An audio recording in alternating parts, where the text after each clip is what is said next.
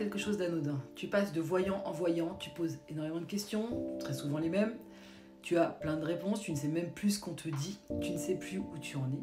Parce qu'à force d'entendre plusieurs réponses des voyants, sans compter le fait qu'il y en a qui se contredisent, qu'on te donne des réponses mais qui ne sont pas sûres, que certains disent blanc, l'autre disent noir, tu ne sais plus du tout où tu en es, tu te rappelles même plus ce que les voyants t'ont dit. La voyance peut être très dangereuse quand elle est prise à la légère. La voyance peut figer ta vie. La voyance peut figer ta vie. Si demain matin, on te dit qu'il y a le retour d'une personne que tu aimes énormément et que tu passes ta vie sur les écrans à demander à tous les voyants quand est-ce qu'il va revenir, tu ne seras pas dans la vraie vie en train de faire ce qu'il faut et d'agir pour que cette personne revienne. Quand on voit que quelqu'un revient, c'est la suite logique de plusieurs actions de ta vie, de ce qui se passe dans ta vie.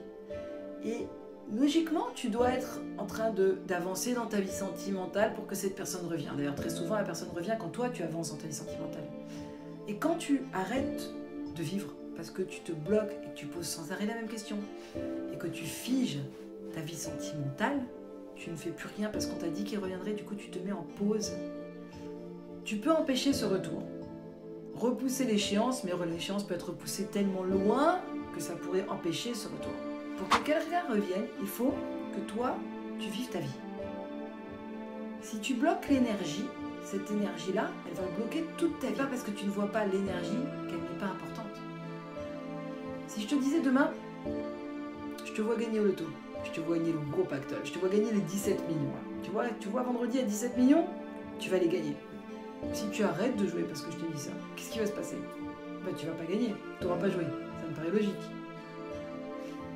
Ça, c'est très très concret comme exemple. Reprends-la même dans le sentimental. On va mettre cet exemple-là dans le sentimental. Si je te dis, il va revenir. Ne t'inquiète pas, il va revenir. Il y a une connexion énergétique entre vous qui fait que toi, quand tu avances et que tu fais les actions que tu as à faire, lui, à un moment donné, il y aura un manque. Et il va revenir à ce moment-là.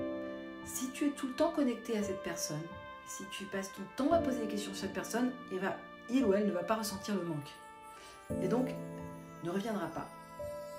Et reviendra peut-être dans 10 ans, dans 15 ans, parce qu'on sort du temps quand on est en voyance. On n'est plus dans le même espace-temps. Donc, on n'a plus cette notion. Et ça peut repousser très très loin.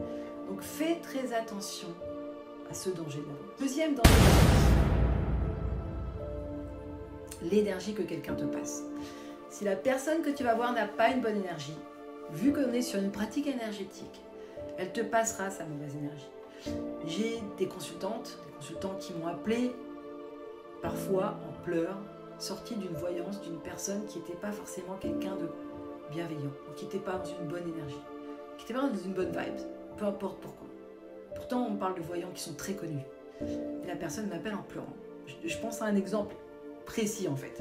La personne m'appelle en pleurant. J'ai été ce matin la voir, elle m'a dit, elle est ressortie en pleurant, elle était mal. La voyante l'a descendue. Mais c'est extrêmement important. Ça peut te changer une vie. Ça peut te casser ta confiance en toi, ça peut te casser ton côté, ça peut te bloquer au niveau énergétique. Ça peut te rendre encore plus, déjà que tu te sens comme un imposteur quand tu essaies de faire quelque chose et que tu ne te sens pas légitime, ça peut te rendre encore moins légitime. Donc comment tu vas atteindre ton objectif? Comment tu peux faire pour que sentimentalement tu te sentes bien, pour que la personne revienne vers toi, lui envoyer des bonnes énergies, des bonnes vibrations? Si la voyante t'a envoyé des mauvaises énergies, c'est très important, tu dois te protéger des mauvaises énergies. L'addiction. Je vois énormément de gens qui passent de voyant en voyant, qui ne savent même plus ce qu'on leur dit. Ils ne savent même plus ce que les voyants disent. L'addiction psychologique, c'est-à-dire qu'en fait, ce que tu veux, c'est entendre un rêve, entendre sans arrêt quelqu'un qui te raconte, qui te rassure, quand elle est rassurante, parce que des fois, elle n'est pas rassurante.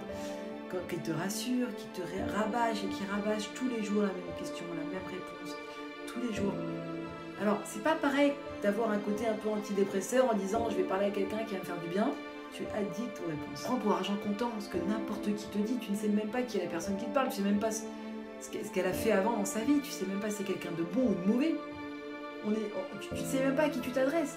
Et tu prends pour argent comptant chaque mot qu'on te dit. Chaque mot que quelqu'un va te dire.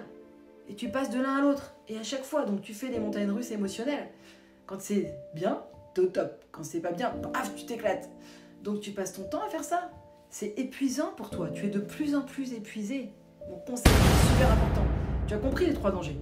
Il faut que tu te ressentes sur toi. Je dis pas qu'il faut pas faire de voyance. Moi, j'adore la voyance. Je suis voyante depuis 1990, depuis même avant, mais mon l'oracle de la triade, c'est depuis 1990. Et j'adore ça.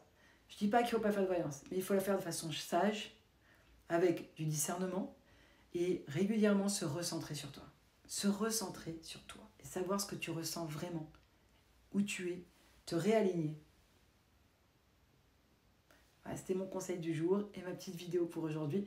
Je te souhaite une très belle journée, pleine de bonheur et de spiritualité.